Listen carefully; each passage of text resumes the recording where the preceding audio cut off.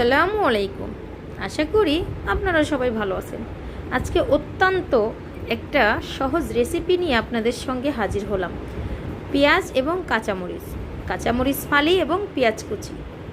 আচ্ছা, এখানে কাঁচামরিচটা কিন্তু শুধু কাঁচামরিচের ঝাল হবে, অন্য কোনো ঝাল হবে না। পরিমাণ মতো হলুদের গুঁড়া দিলাম, এই যে 1 চা চামচ, সাথে হচ্ছে লবণ দিয়ে দিব স্বাদ অনুযায়ী। তো ভালো মতো নেড়ে চেড়ে কষিয়ে নিব, যাতে করে মশলাটায় কোনো কাঁচা গন্ধ না থাকে। একটু সুন্দর মতো তেলের সাথে ভেজে কষিয়ে নিতে হবে। তারপরে হচ্ছে এই যে ফাইসে মাছ, আমাদের খুলনা অঞ্চলের ফাইসে মাছ। এই মাছটা কিন্তু অত্যন্ত সুস্বাদু এবং মজাদার, খেতে কিন্তু দারুণ লাগে।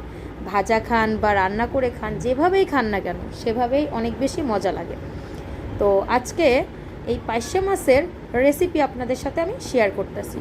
সত্যিকারেরই এই মাছটা হচ্ছে অনেক বেশি মজা। তো এই যে ভালো মতো মাছটাকে কষিয়ে মশলার সঙ্গে পরিমাণ মতো পানি দিয়ে দিলাম। পরিমাণ মতো পানি দিয়ে দিব, তারপরে যতটুকু পরিমাণ আর কি আমার পানি লাগবে। আচ্ছা, যারা আমার ভিডিওটা দেখেন, শুরুতে একটা লাইক দিয়ে ভিডিওটা পুরো দেখবেন এবং ভালো লাগলে একটা কমেন্ট করে দিবেন। তারপরে এই যে তরকারির বলক এসে পড়েছে। তরকারির বলক উঠে গেলে ভালো মতো একটু জাল করে বেগুন দিয়ে দিব। সাদা বেগুনগুলোকে আমি কেটে নিয়েছি, কেটে ধুয়ে পরিষ্কার করে নিয়েছি। তারপরে হচ্ছে যে বেগুনগুলো দিয়ে দিব।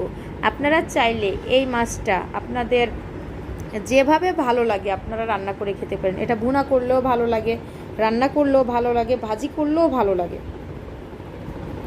এমনও কি এই মাছটা শাকের সঙ্গেও কিন্তু খাওয়া যায়। তারপরে এই যে আলহামদুলিল্লাহ পুরো রান্নাটা কমপ্লিট। ক্যামেরার থেকে বাস্তবে বেশি তরকারিটা দেখতে কালার একদম সুন্দর আসছিল, সবুজ আসছিল।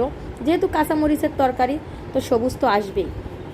তারপরে এই যে আলহামদুলিল্লাহ রান্নাটা কমপ্লিট। আল্লাহ হাফেজ।